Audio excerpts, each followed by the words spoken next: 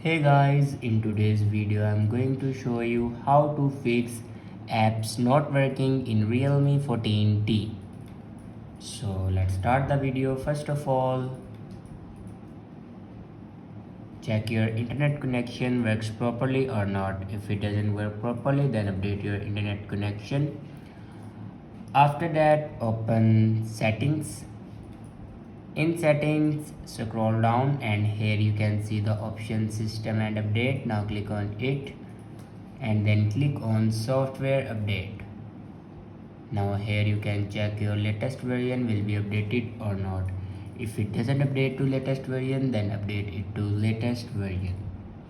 After that, go back and click on backup and reset. Now click on reset phone. Now here you can see the option reset all settings. Now click on it. Now here enter your password to reset all your settings. After reset all the settings, then go back to your home screen and restart your device. For restart your device, press and hold power button and then swipe up to restart your device. After doing these steps, your problem will be fixed. I hope this video is helpful for you. Thanks for watching.